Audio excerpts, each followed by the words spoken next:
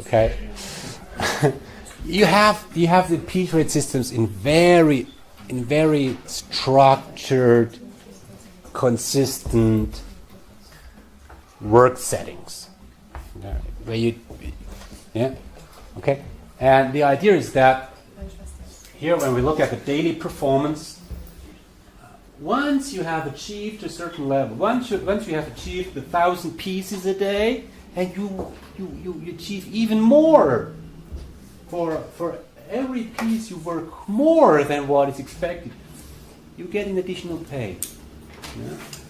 So up to there, you get what you get, independent from your performance. But if you really work, if you exceed a certain level, for every piece you do in addition,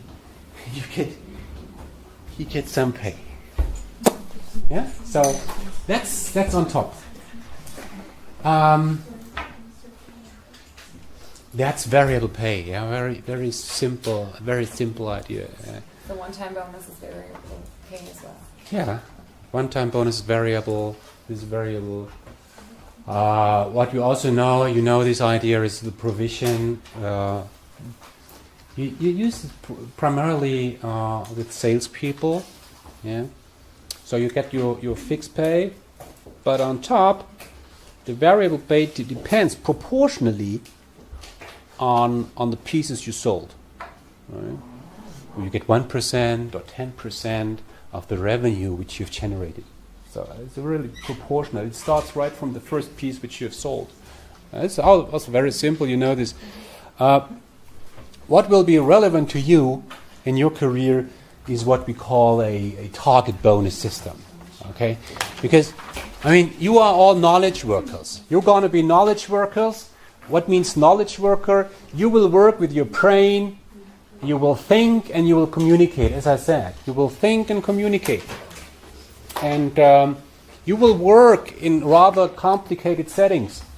Yeah, you will solve problems. You will work on projects. You will not work on consistent procedures, hopefully. Okay? So, if we define performance-based pay in your setting, with people who work as knowledge workers, it's more complicated. And what most companies do is that at the beginning of the year, there's agreement between a supervisor and the employee saying, okay, what are your objectives? Okay. My objective number one is that I will manage the relaunch of our website. And I will achieve 2,000 hits a day. Objective number one. Okay, I will work with this fair. We're going to have this fair. We go to the CeBIT, and I will be responsible for the booth. These are my 2 projects. And then there are 3 other minor projects for this year. But that's it. Okay, it's defined. Yeah. And then there's an agreement between you and your supervisor saying, okay, if you achieve all this, if you 100%ly achieve this, you will get 100% of the target bonus, let's say 10,000 euro. So after a year, you talk about the performance. Say, you remember 1 year ago you said you will be responsible for the relaunch, the website, 2,000 hits a day. Where are we? Hey, great. I did this in 3 months. We have 5,000 hits a day. Yeah, but the fair did not work so well. Okay, so let's say for the first objective you have definitely overachieved. Let's say 130%. Let's say 140. Okay, 135. But with the other, you were only 90%. Okay, in sum, you have achieved 121% of your objectives. 121, that means you get 121 of the target bonus. That's the idea. Sounds simple, rather complicated, but that's how it is done. It also involves some kind of negotiation, right?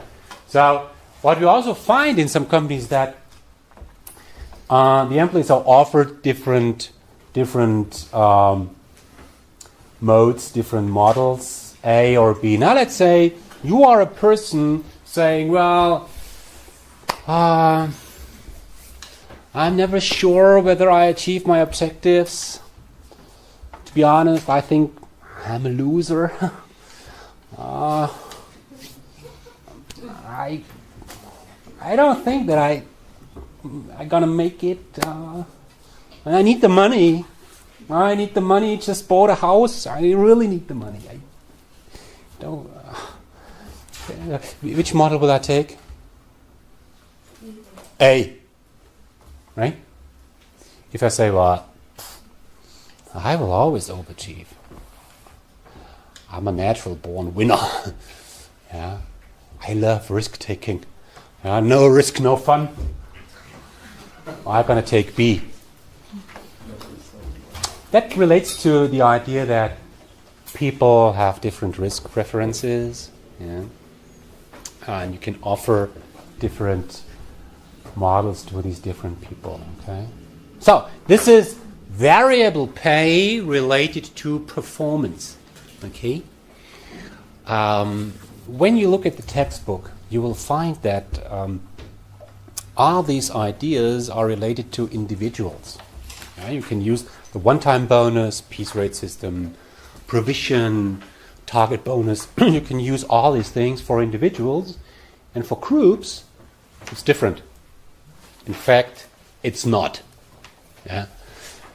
You can use all these things, the one-time bonus, provision, piece rate system, target bonus. You can apply all these ideas also for groups. It's more or less the same. Yeah, a little bit more complicated, but the idea is more or less the same. Okay. Here's a story for you. There was an old man, yeah, and in his yard there were some kids playing football, soccer, and that drove him crazy, right? So the old man really wanted to get rid of these kids. So what's the traditional approach? Shouting at the kids. Shout. Shooting? Throw them out. Huh? Throw them out. Now, this guy was smart, and he did a kind of paradox treatment. He told the kids, you know what? I like you to play football in my yard. That's really great. And for playing football in my yard, every one of you gets €1. Okay, great. 2 days later, the old man told to the boys, you know what, I really love you to play football in my yard. You get 50 cents. Great. 2 days later, he told the kids, you know what, thank you for playing football in my yard. Every one of you gets 10 cents to play football in my yard. And the boys responded, 10 cents only? No, we refuse. For 10 cents only, we don't play football in your yard. Right? So he got rid of these kids by paying them. Is that reasonable? Somehow, huh? Feels reasonable. There were studies, yeah, lots of studies. A very simple one was, children love to draw pictures, right? As you did when you were a child. You love to draw pictures. You give children sweets, cookies, for drawing pictures. Once you stop giving them this kind of reward, they stop drawing pictures. Okay? So, what is this story all about? It's about whether we really can motivate people by paying. Yeah, so, in the last course, in the last session, I told you, there are some methods in HR, pay for performance. We say we pay people for demonstrating a certain level of performance. And that's a very traditional understanding. The more you pay, the more you get. Right? But that's only half true. Can we really motivate people through pay? It's not that you only understand these concepts of human resource management, especially with regards to compensation benefits. I want you to understand how and whether pay can really increase performance. Yeah. Here is another example. The candle problem. As you can see on this slide here, I refer to a presentation which you can download there on TED. It's not an academic source, but I really recommend you to have a look at this. It's from Daniel Pink, and he explained this kind of experiment. That's a very crucial experiment in this particular context. So this is the candle problem. Look at the picture number 1, the left picture on the left side. It's a puzzle, and the puzzle is, please try to fix the candle on the wall, and it must burn for a couple of minutes. Yeah. Okay, what do people do? They take these nails. Yeah, in this box there are nails. They take these nails and try to fix the candle at the wall somehow. Does not work. Does not work at all. Okay. There's only one solution for this problem. It's you must you must understand that this box where the nails are in, you can use this. This box is not only there to have the nails somewhere, but you can use this box. So the solution is shown in picture number 2. Take the box, you fix the box at the wall, put the candle on it, burn it, it works. Right? So now the experiment is that way. We have 2 groups, right? We can imagine now the group on the right side and the group on the left side. And I tell the different groups 2 different things. To the one group I say, well, just try to solve this problem as fast as possible. Okay? To the other group I tell, try to solve this problem as fast as possible. And if you are among the best, if you are really fast, yeah, you get 10 euro each. Okay? So you get rewarded for being fast. You don't get anything. Okay? Group number 1, group number 2. Who is faster? Sorry? I guess those will be rewarded. The one who gets rewarded. Yeah. Of course. Yeah? If you get money for doing something, you are more engaged. Right? You perform better. You are highly motivated. I get some money, so I hurry. Yeah, of course. You are faster than this group. Surprise? It's exactly the opposite. This group is slower than this group. This group is faster. The group which does not get any reward is faster than the group that gets a reward. Okay? Huh? How could that be? And this is an experiment that works always. Yeah? We have hundreds of articles out there, hundreds of studies, which always show the same result. If we reward people for a problem like this, they are slower than the one who don't get any reward. Why? Maybe the ones with the reward are so nervous. Those with the reward, they are nervous. Yeah, maybe. Yeah, they got under pressure. Yeah, that's correct. Yeah, that goes in the right direction. Those with the reward, what do they think about? They think about the reward. And when they ask them, why do you do this? I do it for money. Yeah? They only think about the reward, while the other people, they just want to solve the problem. Okay? Okay? Now, look at picture number 3. Yeah? Same scenario. You see the box, you see the can, you see the nail, and matches. Now it's quite easy, or? Yeah? If the nails are not in the box, it's easy. You immediately realize that you can use this box to fix the candle at the wall. Right? Now, same scenario. I tell this group number 1, well, fix the candle at the wall and you don't get any reward. To this group number 2, I say, well, fix the candle at the wall. You get a reward if you are really fast. Who is faster?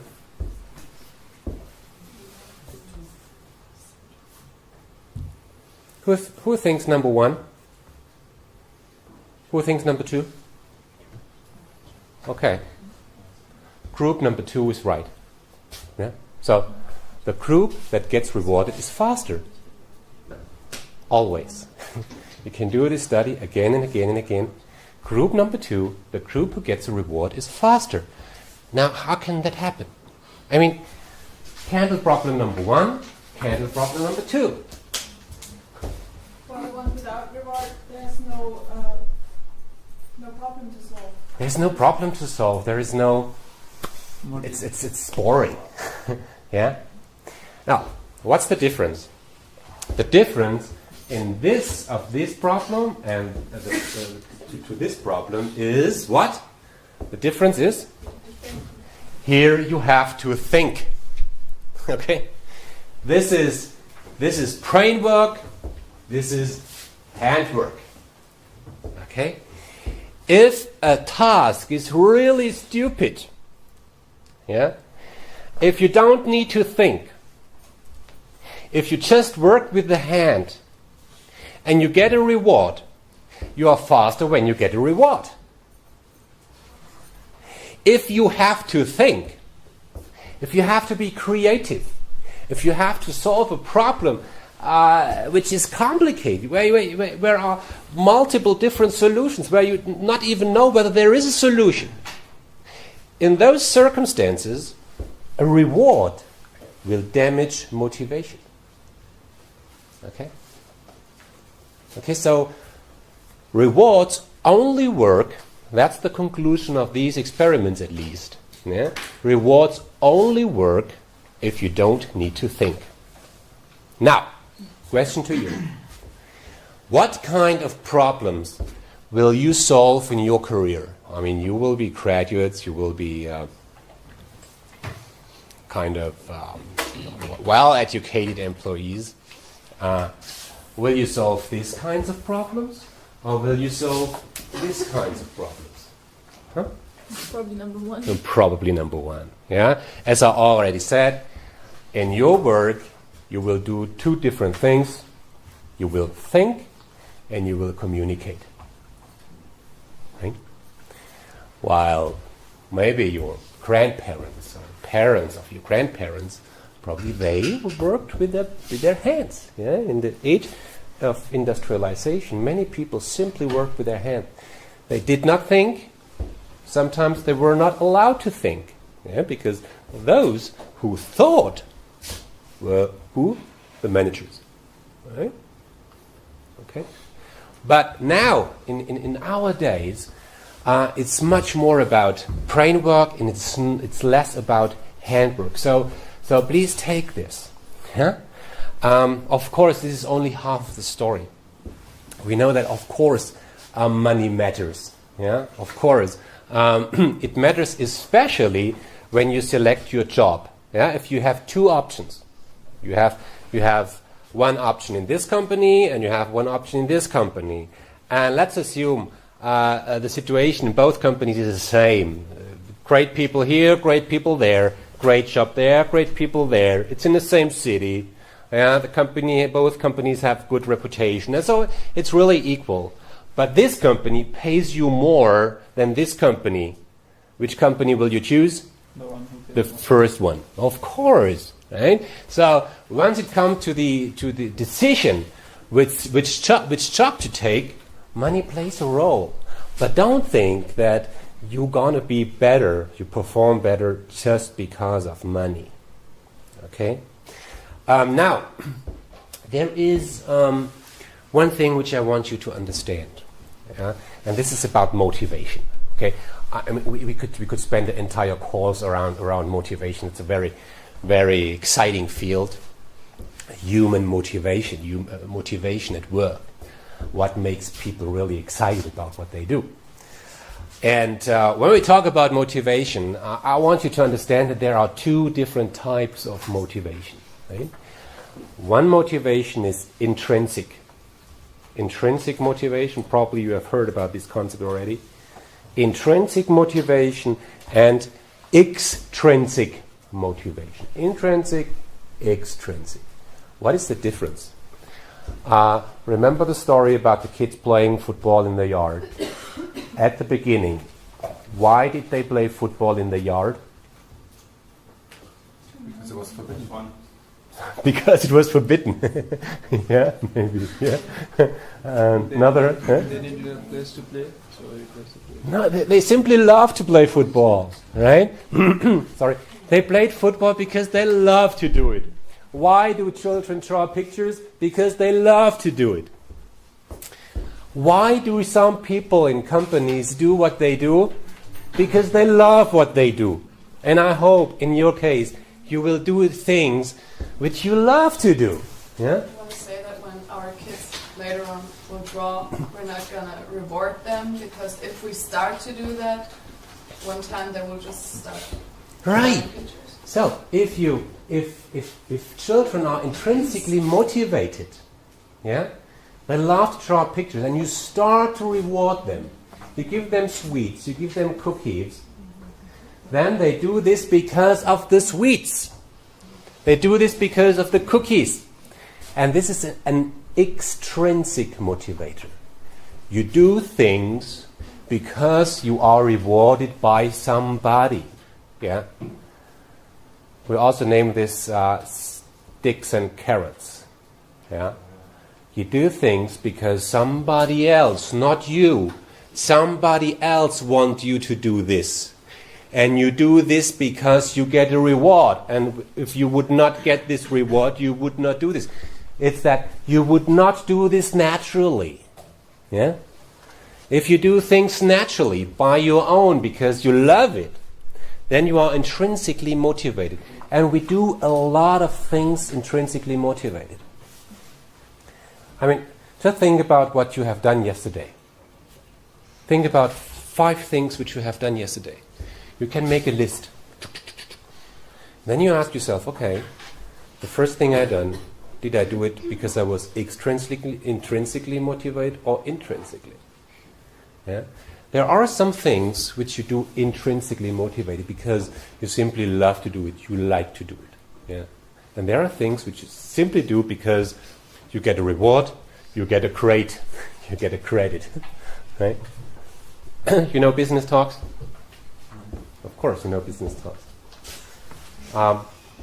I was responsible for business talks. Yeah, you know, it's a students' initiative. Yeah, which invites speakers to our campus, organizing events, and so there are around 20, 30 students involved in business talks. Yeah, at our university. And when I took over responsibility for business talks, every student got credit. Everybody, all the 30. And to me, I found this ridiculous because, I mean, how many students really work on business talks? I mean, really work? 5, 10, really. Those few students that take really responsibility, these are not so many. So we decided to say, you don't get credits, only these 5 people, the managers, the team leads, they get credits, the others don't. So many students stopped being engaged in business talks. They simply stopped. Yeah. Well, my idea was, if students are involved in this students' initiative, they should do it because they love to do it, because they are intrinsically motivated. I don't want to have students being engaged in business talks just because of the fucking credits. Yeah. Okay. So students stopped being engaged in business talks, and it took us 2 years that students come back and just do it because they love to do it, because they love to work in the group, meet others, doing something, right? So we must be very careful with paying for performance. Okay? So this is around motivation. I really want you to have opinion on this. I once asked in an exam, does pay motivate? And I really want you to have an opinion on this. Okay? So, Is it okay if we have our own opinion and in some points disagree? so there is a question, is it okay to have your own opinion? I don't think it's just black or white. I want you to have your own opinion. Yeah? You must not share my opinion. You must not share scientific opinion. You must have your own opinion. But in your own opinion, it should be kind of elaborated. Okay? Okay. Okay, so we learned that there is base pay, right? There's base pay. This is the money you get on a monthly basis. Maybe it's just because it's agreed on in your working contract. Okay, and we learned that the base pay very much depends on your responsibility and on what the market typically pays for such kind of job, right? Base pay. We spoke about this for a while. Then I told you that on top on base pay, that typically is the variable pay, which mainly depends on performance. Yeah, piece rate systems, target bonus, one-time bonus, all this kind of stuff, right? And this pay for performance can be done on an individual basis, of course. This is what we mainly find, but also on group level. And it's a simple idea saying, well, you are a team of 5 people. The better you do, the more you get, right? You get a provision, you get a bonus for being better. You can do this. Yeah. Does it motivate or not? I don't care at this point of time, right? Okay, at this moment. But there are these kinds of systems on individual basis and on group basis. Now we move to a more general level. Let's talk about pay for organizational success. Okay, so this is the third component. Let's talk about this. And here we have 3 different systems which you need to understand. Yeah? These are the main 3. And I want you to understand these 3. I want you to understand what is the difference and why are they there. What is the idea behind? Okay? The first one is something which you already know. I mean, the first one is kind of clear. Yeah? It's profit sharing. The idea is the more successful a company is, the more you get. Okay? Simple. So, to a certain extent, you just share the risk of the company, yeah, with the people. Yeah? If we don't do well, as a company, I have to pay less. But if we do well, you get more. Okay. Yeah. So you adapt your pay level to the company's success. Let's have an example on this. Right? So just to have a little bit an idea how much that could be. Yeah. Now, I need a joke. Let's think about a company of 1,000 people. Okay? Let's say a company is a supplier in the automotive industry.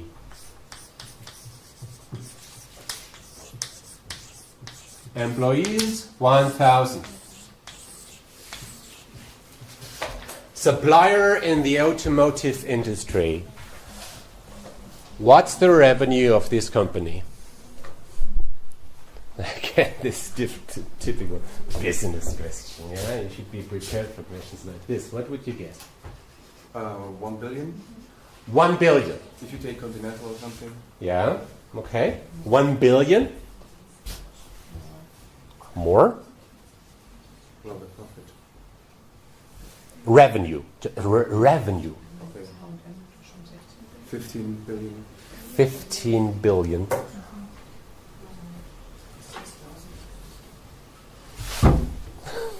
I don't know, it depends on the size of the company 1,000 employees. and what they produce also. A supplier in the car manufacturing Yeah, I mean, industry. there are many They goods build some that come components inside. for cars. Yeah, then maybe we'll stick to 15 billion. I would suggest it's a little bit less, but is it annual or monthly? Annual. Yeah, then it's probably more. Okay. How many employees does? 1,000 employees. No. For comparison, how many employees does BMW or something? How many employees is BMW?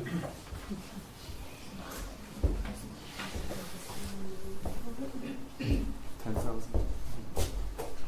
10,000 BMW? 15,000.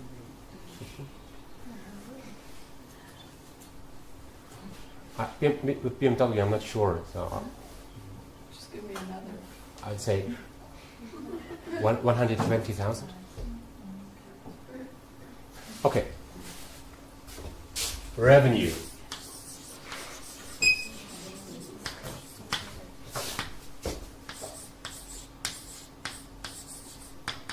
€100 million. 100,000 euro revenue per employee. That's reasonable. Okay. Just to give you a little bit. If you have 100 people, if you are 100 people in this industry, 10 million. That's reasonable. Right. Okay. Now, what is profit?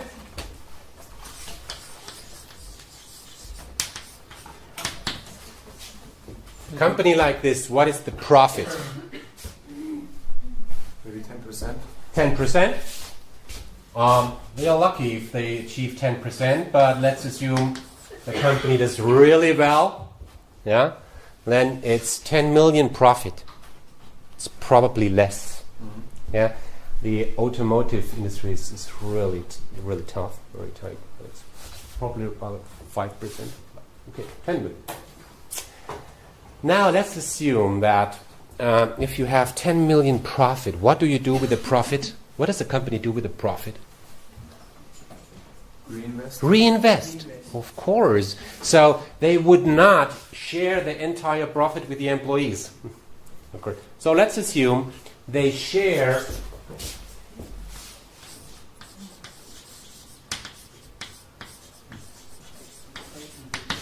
$1 million. That would be 10%. 10% of the profit shared among the employees. Yeah. Now let's assume we share it equally, right? So how much does every employee get? Profit per employee, 1,000 euros.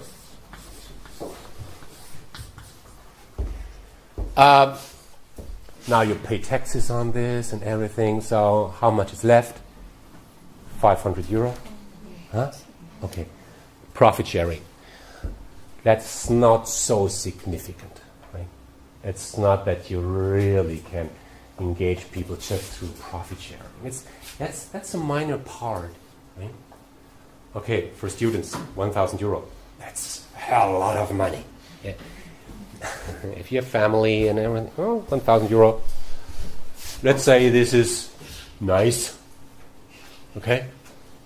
But that's not significant. That's a little bit on top, reduced, subtract the taxes, and so there's not so much left. Okay. Profit sharing. Okay? A second concept is employee stock ownership. What is the idea? You simply make the employees owner of the company. Yeah? You allow the people to buy stocks of their own company at a cheaper price than on the stock market. Okay? So it could be, a typical example is that for a certain percentage of your fixed salary, let's say 10% of your salary, you can buy stocks 10% cheaper than on the stock market. Of course, you have to retain these stocks for a while. Yeah? Otherwise, you would buy the stocks, you would resell it on the stock market, and you would make profit. Of course, you have to keep these stocks for a while. Okay? So you become owner of the company, at least to a certain extent. Okay? You have stocks of your company. If the company is doing well, stock price increases, yeah, and after a while you can sell the stocks and you succeed. If the stock goes down, do you lose money? Depends. You buy. It depends on what? You got 10% discount, Okay. so Stock price decreased by 20%. yeah. You lose money. Yeah. Of course, there's a risk. Okay. Okay. So you can win, you can lose. This is stock ownership. I mean, it's a very simple idea. What happens if people have stocks of their own company? What do they do when they the first time open the browser in the morning, what do? See the stock price. They check the stock price. And once you have stocks of your own company, the stock price of your own company becomes relevant to you and you are interested in how well the company does. Is that good? Yeah. Yes, of course. I think it's good. If the employees know how the company is doing. Okay? So this is a way to really make the people more engaged with the company. We should not overestimate the effect of stock ownership, but at least to a certain extent, the company's success becomes kind of relevant to the people. Okay? And that's a good idea. Okay? Now, this is employee stock ownership. What is employee stock option? Yeah? Now, this is the right to buy a certain number of shares at a specific price. Huh? It's just the right. What does that mean? I have a picture here. Now, let's assume, let's have a very simple example and you will immediately get what that means. Okay? We are here. Yeah? This is the now. Okay? Stock price is €6. Okay? Now, you get the option at this point of time to buy 1,000 stocks, 1,000 at a price of €10. This is what you get. The right option to buy 1,000 stocks at the price of €10. What do you do? Nothing. Nothing. Okay? Now, the company does like this. Stock price goes down. The company is doing not so well. What do? Nothing. You do nothing. Did you lose money? No. Did you win anything? No. You didn't lose, you didn't win. Just a pity. Okay? I mean, that's the difference, yeah? If you buy stocks, yeah, that was the second approach. If you buy stocks and the company does like this, you lose money. If you get stock options and the price of the stock price goes down, you don't lose. And you don't win. Yeah? Okay. Now, second scenario. Stock price goes like this. And the company is doing well. And now, some years later, we are here. What is the stock price? €13. What can you do at this point of time? Yeah? You buy the stocks. You buy 1,000 stocks at which price? 10. Yeah, that was agreed. You buy 1,000 stocks for €10, €10,000, and what do you do in this particular second? Sell it. You sell it. You buy it and sell it. Yeah? And how much money do you get? 13,000. So it's a difference of €3,000. You win. Okay? You win €3,000. And you have never really owned the stocks. Okay? You just can win. You can't lose. That's the idea. Now, why is that there? I give you some example. Let's get back, let's say, 10 years. Yeah, there was the internet bubble. Remember? There were millions of startups, small companies, entrepreneurs which started their own small business. And at that time, the stock option idea was very, very present. Yeah. Now, let's think about this particular situation. A startup company, newly founded company. You have 5 people there starting their business. if you start your own business, you have to have the most brilliant people you can get. Really highly engaged, highly motivated people. People who don't work for money. Okay? If you want to have really brilliant people, those people would earn a lot of money if they would be employed with IBM or Siemens or Bosch. A startup is never able to pay the same level of salary to their people as the big corporations do.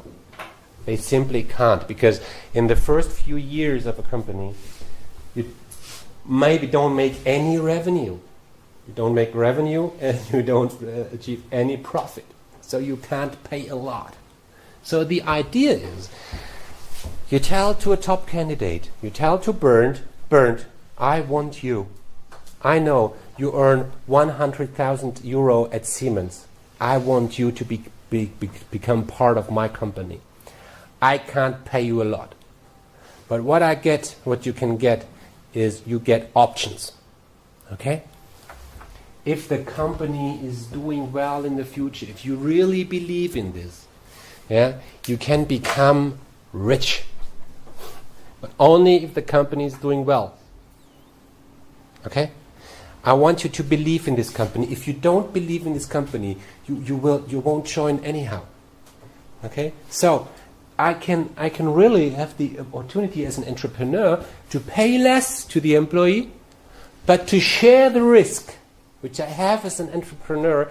I share the risk with the employee, saying, okay, I can't offer you a high level of base salary. It's simply not possible. But you get options. And if we do well, you can earn a lot of money. A hell lot of money, maybe. Okay?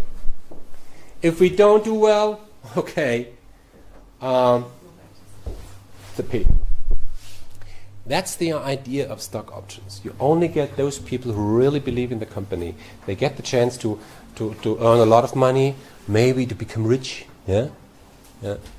but only if the company is doing well. So that's the idea of stock option. When I go back, sometimes I see that students mix up these two ideas. There's a really difference between employee stock ownership, you own the stocks, compared to employee stock option. That's a totally different story. So please don't mix these two things up. They're different ideas, different approaches. Okay? Okay. So, now let's move to a next part. Benefits. Yeah? One is compensation. It's very much about money. And benefits. Yeah? Once you are employed, you get benefits. And this slide is not there to be learned by heart. Really, I can't reproduce this by heart. This slide is there, and you see what is there, right? So it's just some examples on this.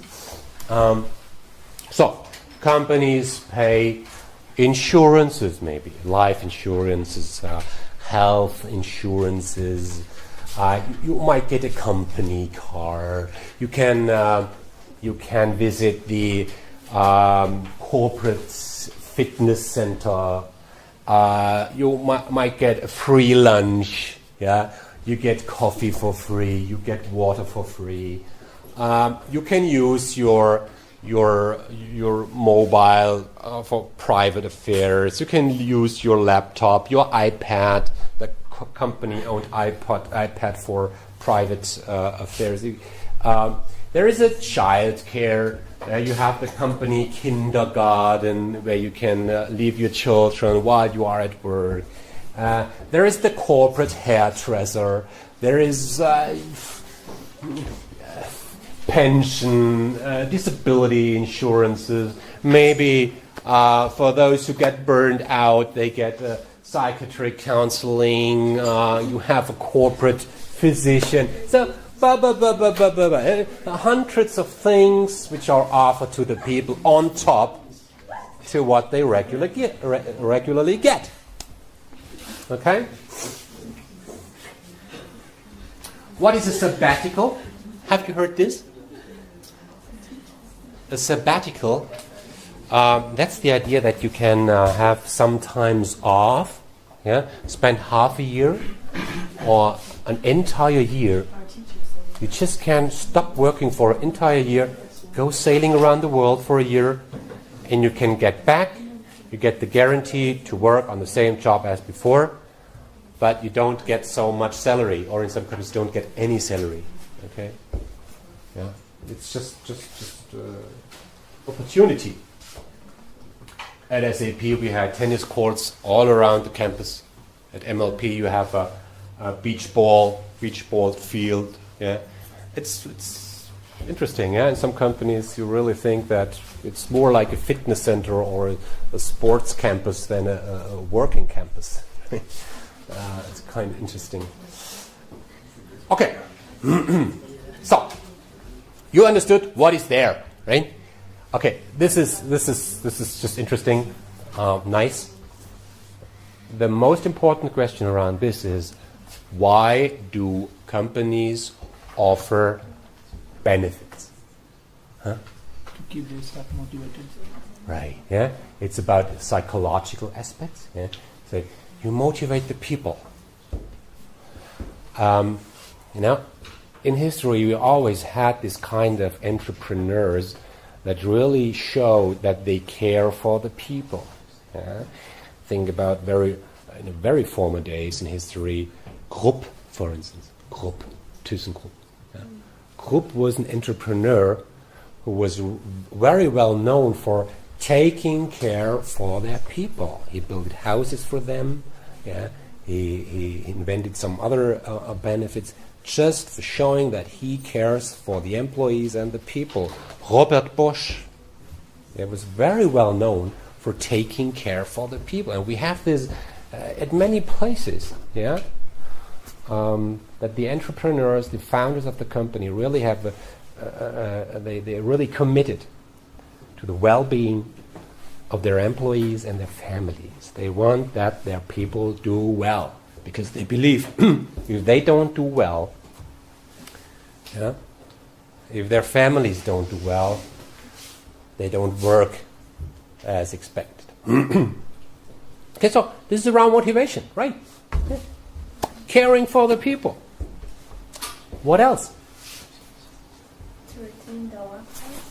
To make the location that the companies are more attractive, because sometimes people have to relocate. And, Yes. moving to another company. Yes. Yeah. To make the company a more attractive place to work. Of course. Yeah.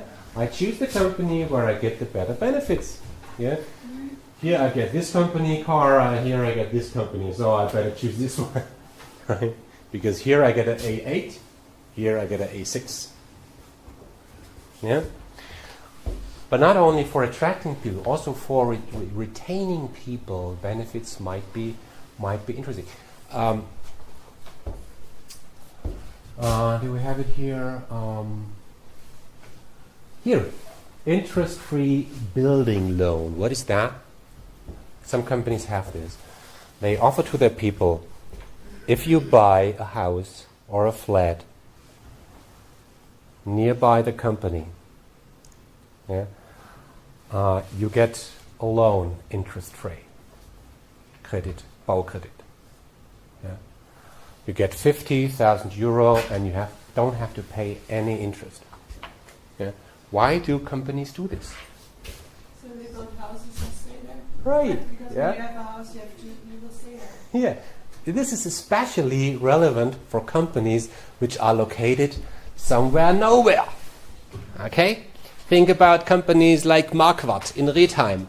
Everybody who works at Marquardt lives in Riedheim, and everybody who lives in Riedheim works at Marquardt. Yeah? Everybody who lives in Schiltach works at Hansgrohe. Yeah? So, if somebody builds a house in Schiltach or in Riedheim, you will stay with Hansgrohe or Marquardt for the rest of your life. This is the case at least in Germany, right? Okay? You would like to stay where your children grow up because you want to give them a home base, right? I know in different cultures it's different. Okay? But this is a way to retain people. And it's good to retain some people. Yeah, at least most of the people. Okay? What else? How's it with the company car? I mean, most of you will get a company car once you succeed in your career. Once you achieve a certain base pay level, a certain grade, you get the option to get a company car. How does that work? Do you just get the car? No. You have to pay for it. Right? You have to pay for a car. Yeah. Maybe you pay 1% of the price of the company of the car every month. So it's a minor proportion. You pay it every month, but you get the car and you get all the service. Yeah. You get everything, but you don't pay too much. You at least you would not pay as much as you would pay if you would buy the car as a private person. How does that work? What is a typical company car? Passat. Yeah, Passat. Passat, Audi A4, Avant. Yeah, this is a typical company car. Audi A4, Avant. How much is that? 40,000. 40,000, let's say, with everything, navigation system, leather seats, 50,000. 50,000. Now let's say a company like Bosch, they buy 10,000 A4 every year. 10,000. Yeah. What do they get?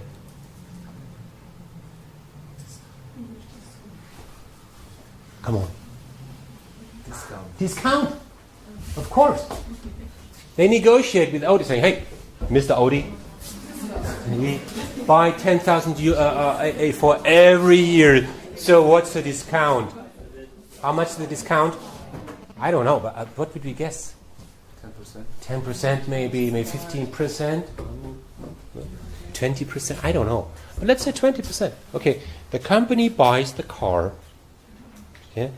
And now you as an employee, you pay the car, but you pay really less than if you would buy the car as a private person. At least the company can reduce taxes through buying these cars. So there are a lot of effects the company has when buying a car. And if you share these effects with the employees get the chance to have a car at a much cheaper price than if they would buy the car as a private person. Okay? That's a very easy, simple idea. Now, if I get the chance as an employee to have a car and I pay much less than as a private person, maybe I'm willing to accept a lower base pay. I would accept a lower base pay. 100 less in a month, I don't care. I'll get a company car, that's fine. Okay, so once I accept a lower base pay just because of my company car, me as a company, I save a lot of money. I save money by offering company cars to the people, right? Because what do I pay for the discount? Nothing. I just get it. I just have to negotiate it. But I don't have to spend anything. Maybe a lunch. That's not a lot. Okay, I have administrative costs, but I don't have to spend anything to really save money. But can the people keep their company car when they leave the company? When an employee leaves the company, they typically can keep the company car. They can buy it. Yeah, you get an offer of the company saying, you leave the company, okay, we calculate the value of the car, so you can buy it, but you don't have to buy it. Okay? But usually that's not a smart thing to do, because the value of the car in a company that works in technology or whatever, they don't list the car in its market price, but in a much, much lower price, because it loses value in the company much more, and then you can sell it for a few thousands more. Yeah. That's quite a good thing if you have like an Audi A5 or whatever, or A6. Yeah. What Okay. I want you to see is that, okay, companies offer benefits because they are committed to the people. They want to take care for their people. But companies also can save money through giving benefits. Let's have two other examples. Yeah? We spoke about the company car. We spoke about the interest-free building loan. What about free lunch? You offer people a free lunch in the company-owned canteen. What is the effect? What if there is no free lunch? The people have to pay for it, right? Let's say €8 a day.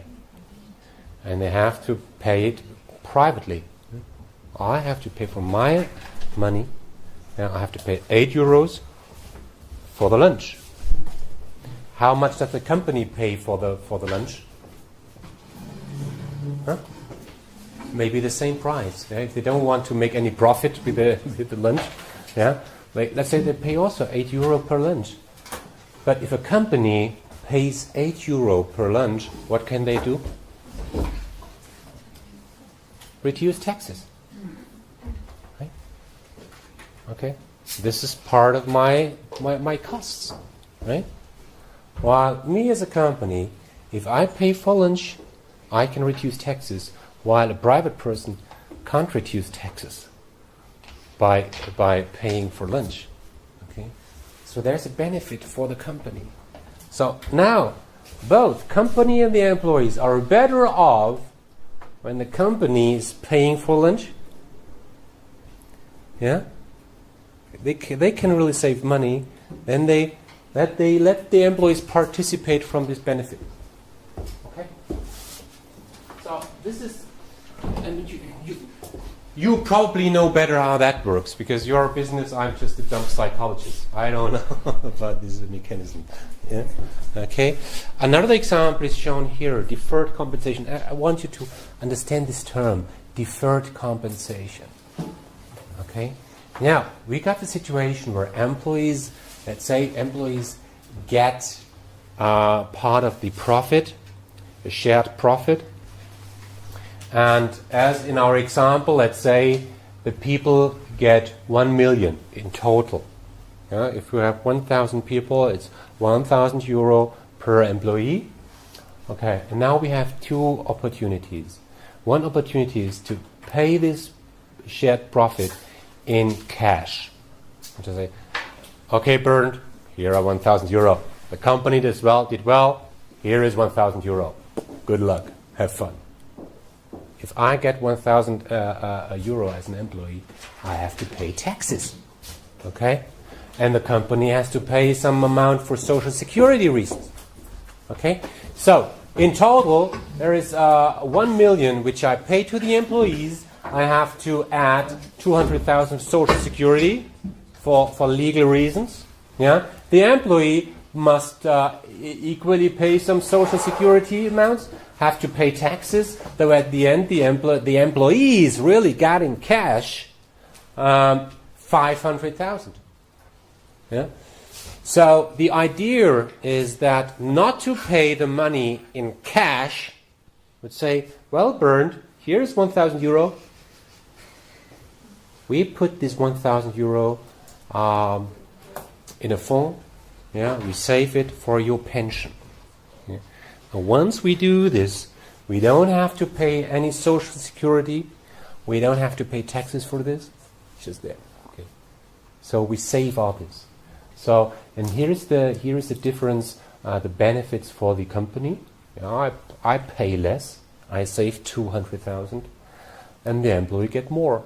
Okay. I know that. If you are an expert in deferred compensation, you say, okay, it's not that easy. You pay taxes once you get the money back when you are retired.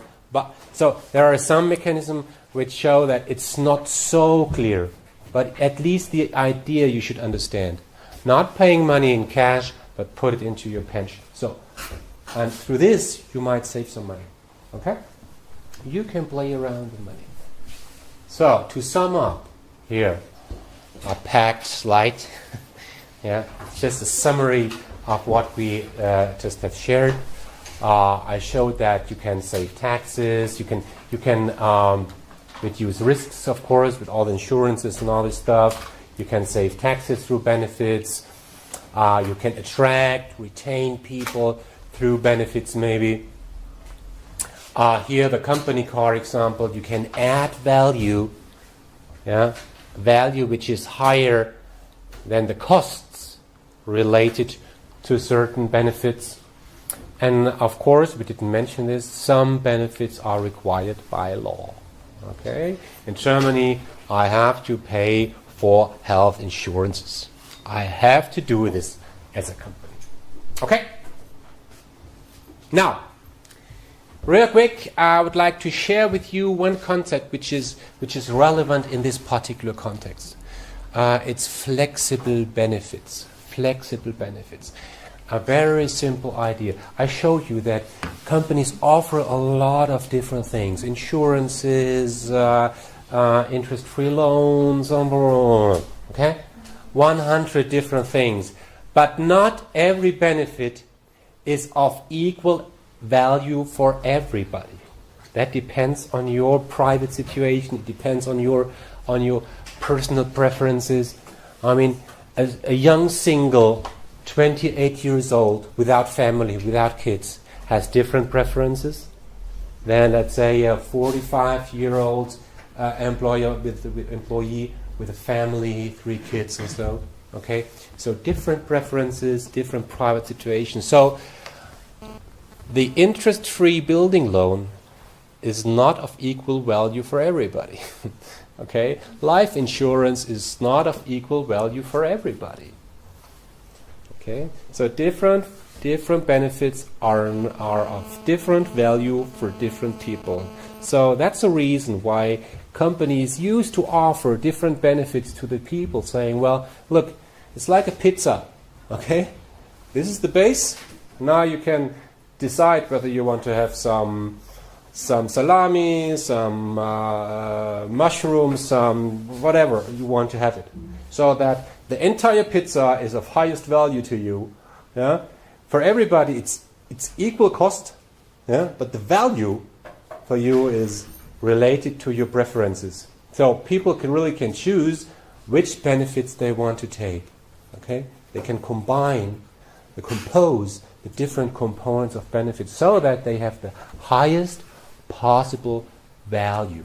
Okay, so this is what we name flexible benefits, or in short, FlexBen. It's an interesting concept, showing that, okay, depending on your preferences, you can compose your different components of benefits so that you really can achieve the highest possible value.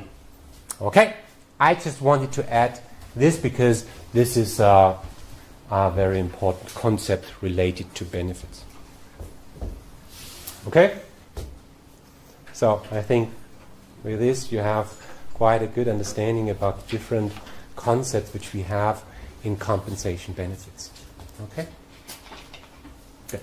By the way, if you want to read more around compensation and benefits, yeah, if you want to understand again, if you want to read again about what is a stock option, what is stock ownership, you can find a lot in most of the available HR textbooks. Yeah, this is really textbook stuff. Okay.